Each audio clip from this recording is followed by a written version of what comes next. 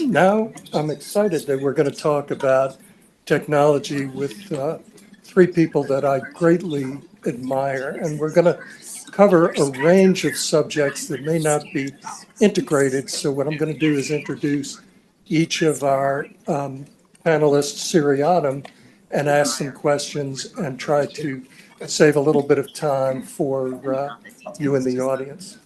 So we're going to start with Scott Lang, who is the CEO of Anterix. Tom Kuhn introduced him a little bit earlier today. And what Anterix is basically doing is bringing private LTE networks to the utility industry and to critical infrastructure with a very, very important, dynamic, groundbreaking concept. Prior to Anterix, Scott was the chair and CEO of Project Canary, a leading emissions intelligence platform. And before that, Scott was the chair and CEO of Turvo, a logistics software company. Prior to that, Scott was the executive chairman and CEO of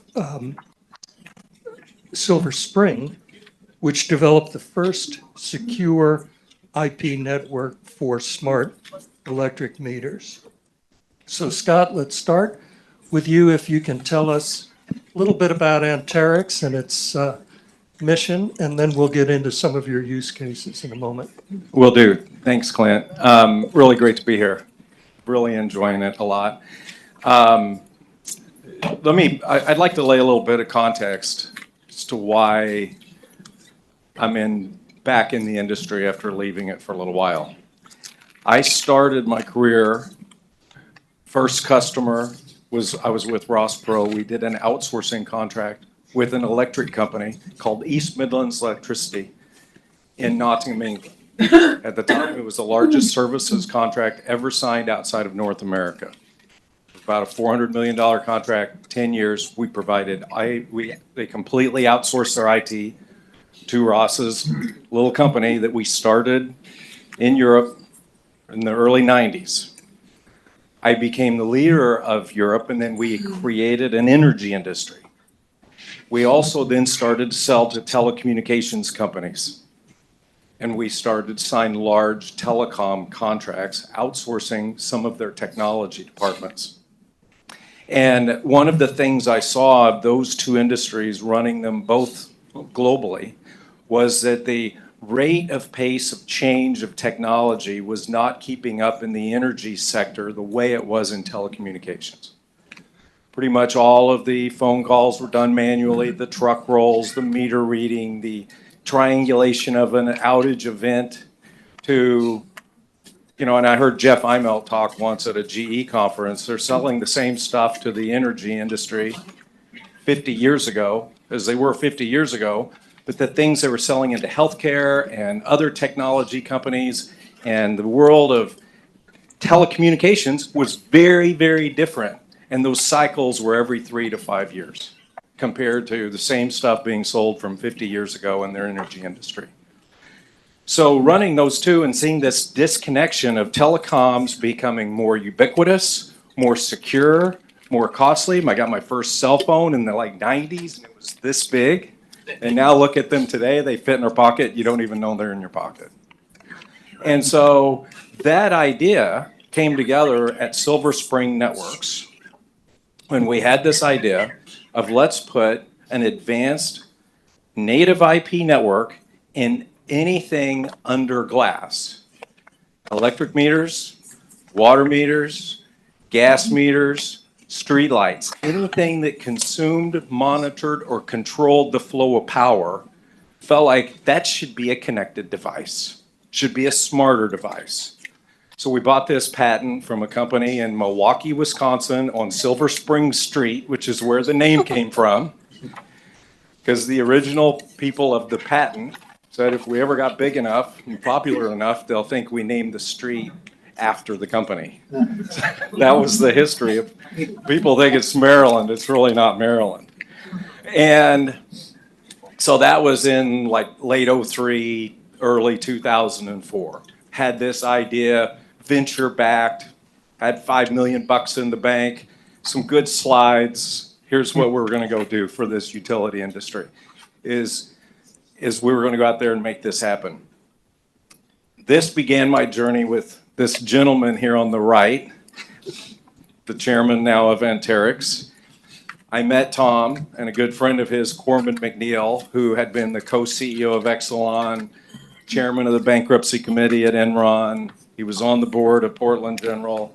And Tom, and I invited them to become on the board at Silver Spring Networks. So they were the first two independent directors that joined in the very beginning of this movement to digitize the last mile of the grid. And so I'd like to just do a call out for Tom Kuhn. He's been seeing this way ahead of his time as an early pioneer. And Tom, you've been fabulous. We looked the same when we first started working together. He hasn't changed a bit. He hasn't changed a bit. And my hair used to be his color when I first met him. But he has stayed the same. So we started this movement, told we were crazy over and over and over again, that the value is in the electric meter, not the network that's inside of it. We finally busted through that because we found a real thought leader with Florida Power and Light that said, no, the value really should be the technology inside the electric meter, not the electric meter itself. So after getting them on board to become our validating utility client, we signed a contract to connect all 6 million of the electric meters in the homes in South Florida with Florida Power and Light. The utility industry are fast followers. It's a race for second in a lot of cases because they don't like risks. They don't like to be the first. They don't like to do the lab projects. Highly scrutinized, regulated, all of these things, same challenges we faced as a small startup going against Siemens and all these big multi-billion-dollar companies. So then we got PG&E for 6 million electric meters. And then we just started to win. And then Tom mentioned the engagement with policy and regulation.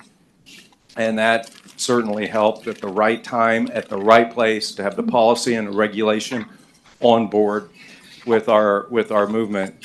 And I think ultimately by the time we eventually got bought by another electric meter who finally saw that we cannot beat world-class technology when we're offering second-class technology, but a really cool electric meter. So we did get bought by an electric meter company.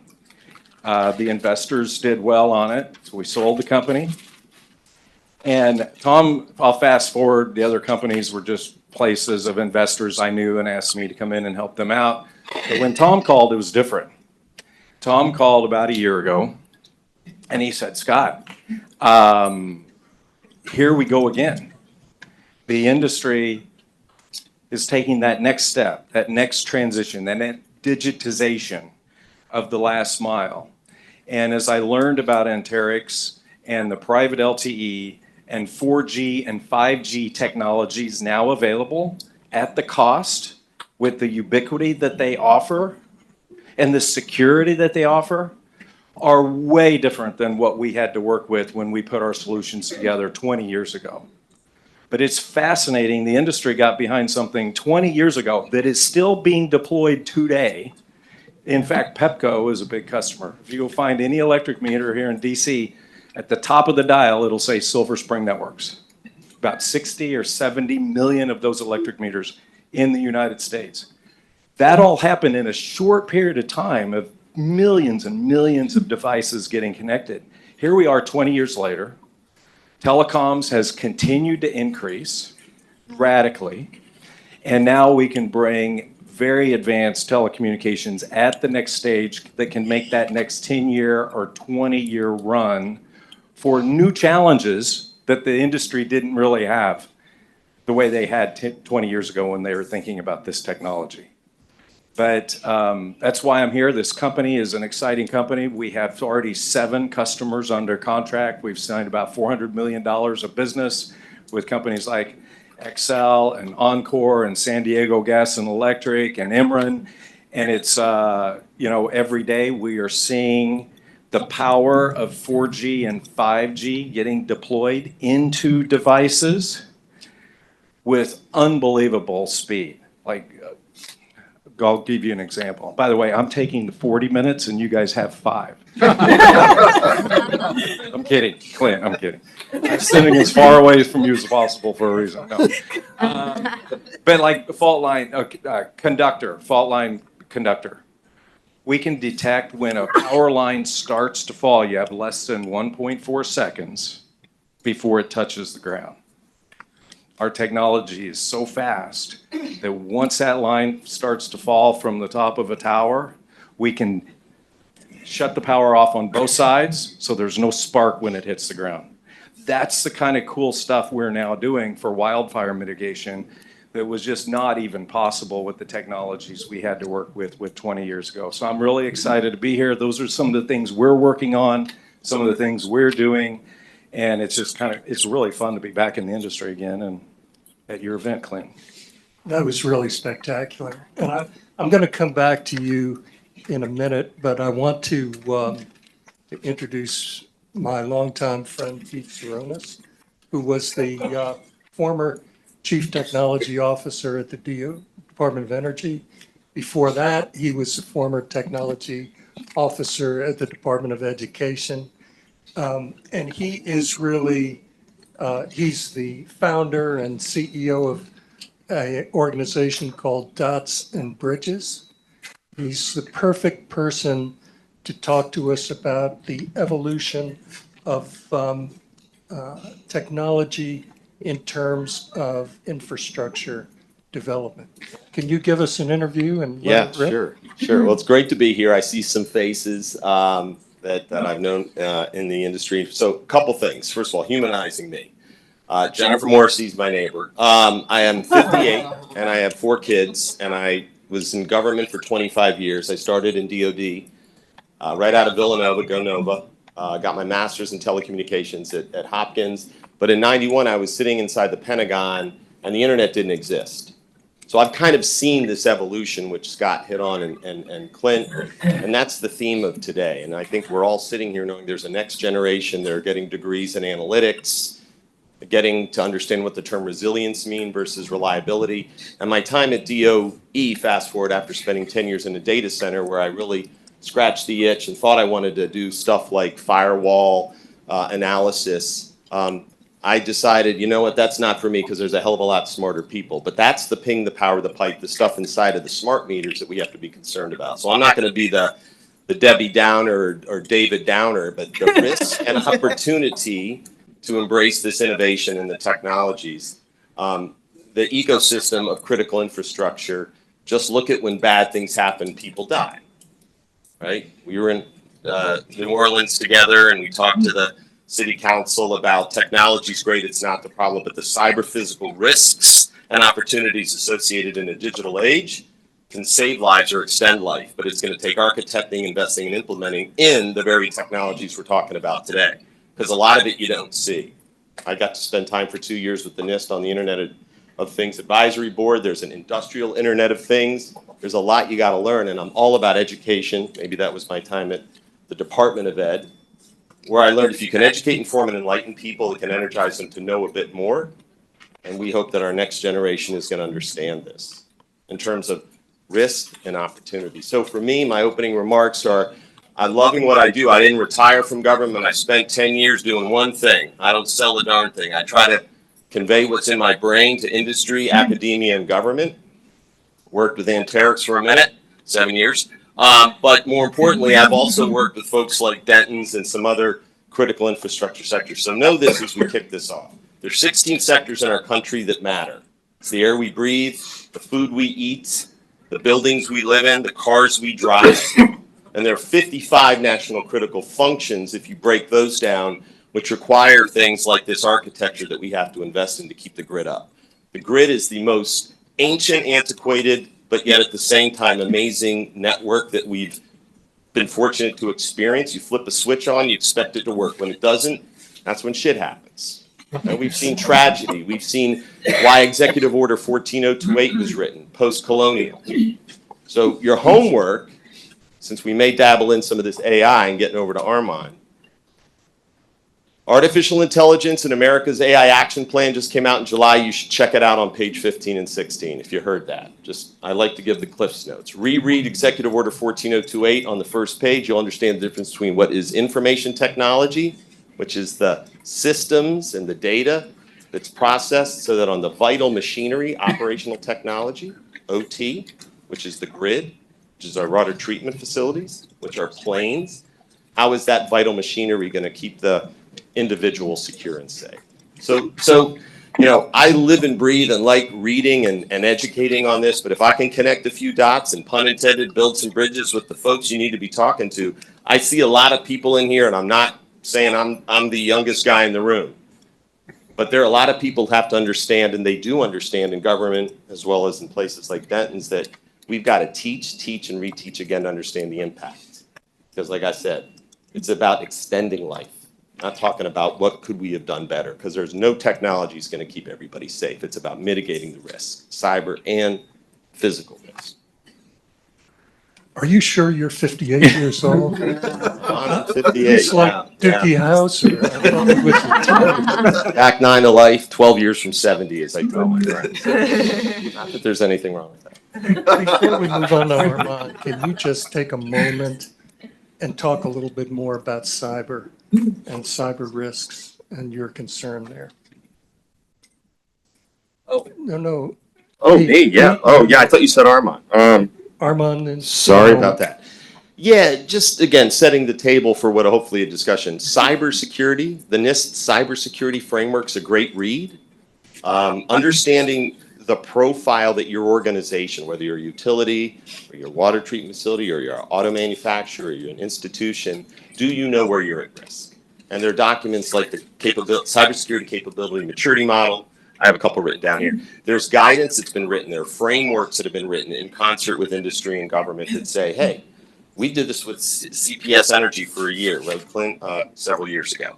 Sometimes it's what you don't know that you need to figure out. Where are you most vulnerable? Where are these devices not named smart meters in your data centers or in some system that's connected to something that might be connected to an IP address that lets a bad actor in?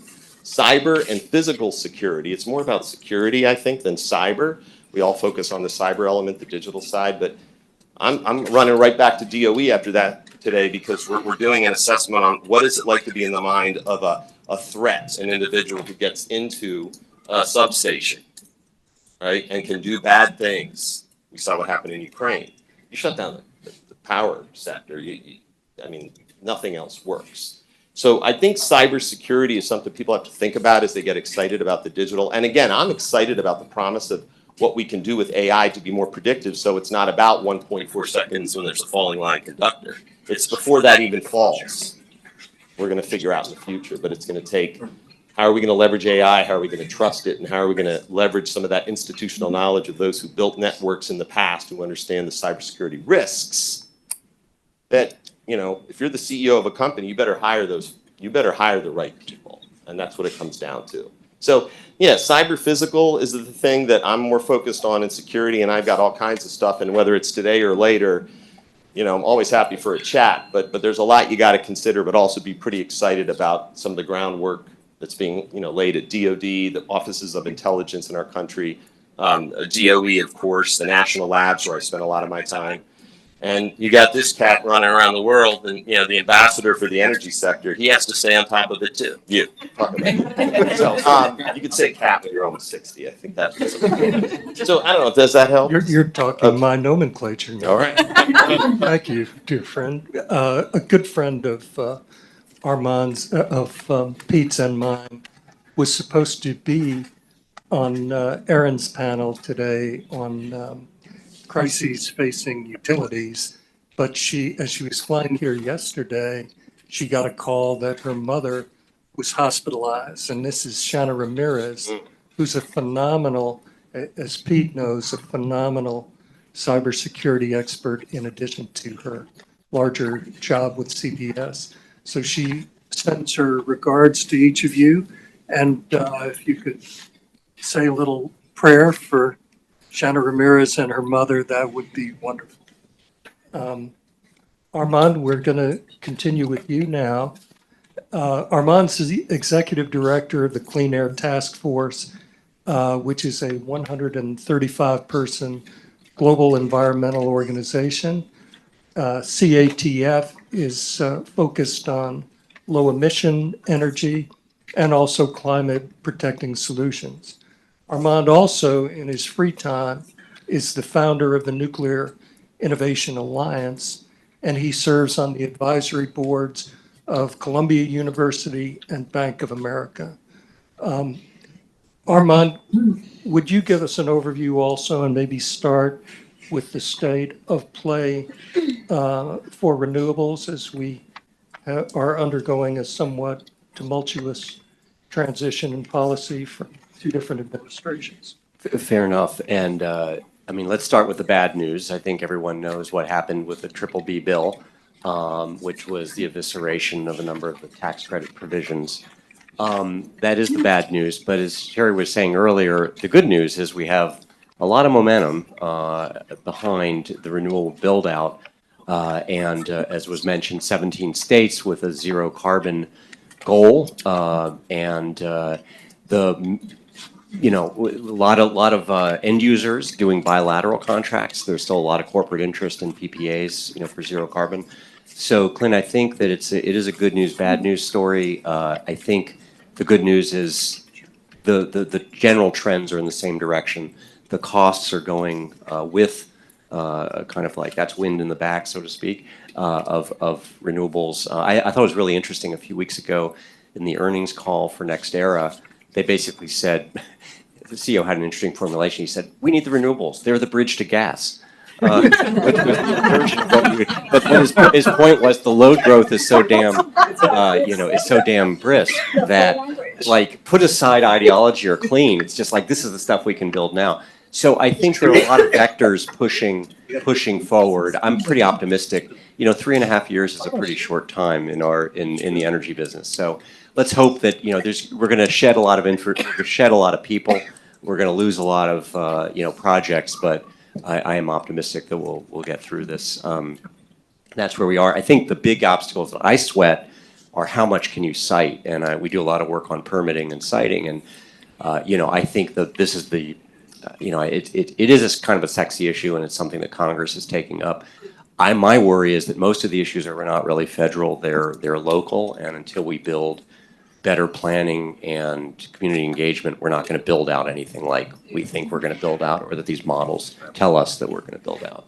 So that's where I would start.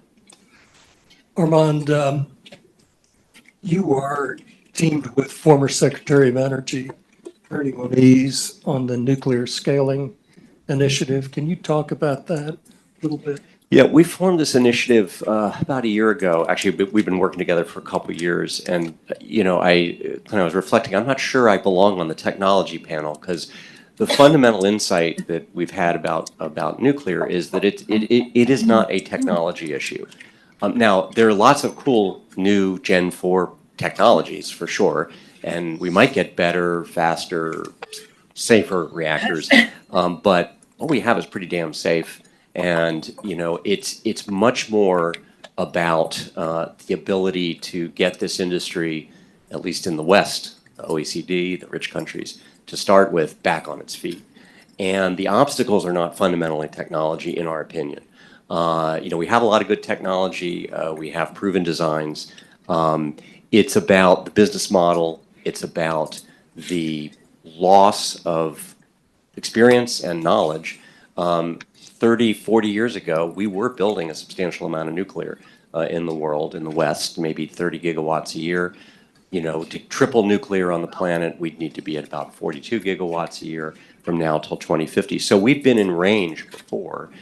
What we lost is the knowledge and the approach to how to build at scale, standardization, repeat builds, large fleets. This was the success of France. It was the success of Canada. It was the success of South Korea. Now China has learned that lesson, and they've down-selected to a few designs. They've got regulatory stability, and they're just moving. But China is the only one doing that. And so the Nuclear Scaling Initiative is deliberately called the Nuclear Scaling Initiative, not Nuclear Innovation Initiative.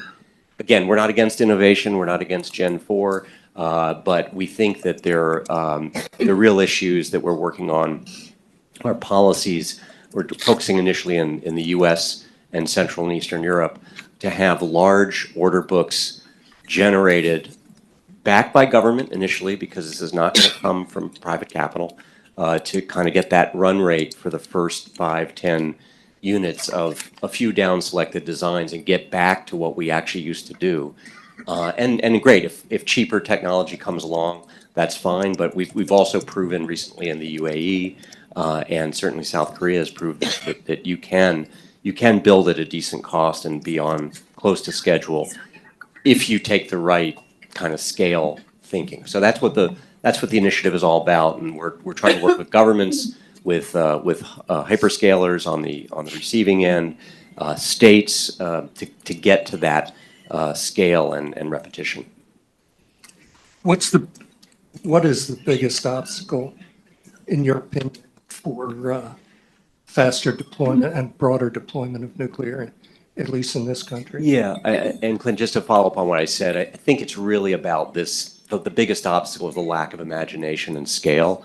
What happened in Georgia, it was interesting. The two lessons there, right? One is, well, first of kind is always going to be super expensive. Didn't help that the project was half designed before it went into the field, and but the first of kind problem is the big problem, that we keep building first of kind of this and then first of kind of that, and then it's last of kind because everyone says it's too expensive.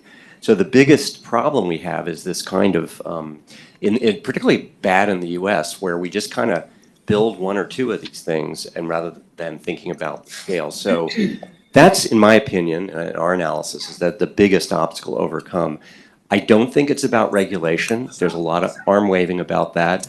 The NRC has gotten a lot faster and better. They could do better, but it's not fundamentally about regulation. As I said, I don't think it's about technology, and I don't think it's so much about public opinion anymore. There are regions of the U.S. where you probably wouldn't build a reactor anytime soon, but there are lots of regions that are hospitable. I was really interested to see with the restarts recently in Pennsylvania and Michigan. The opposition was very fringe, and even the mainstream green groups were like, okay, well, it was interesting. Some of them said, if we're going to bring this on the grid, let's dedicate it to the grid, not to Microsoft. I mean, that was like the protest. It wasn't like we shouldn't restart 3 Mile Island, right? The most iconic example of, So I think that the real issue here is it's almost like the door is open, but the policies aren't there to support that kind of declining cost, scale, learning kind of thing. And that's what we got to do, and I don't think the policy's in place. Unfortunately, I admire the administration's ambition and their targets, but I don't think the policies are there to support that kind of build out that they're talking about.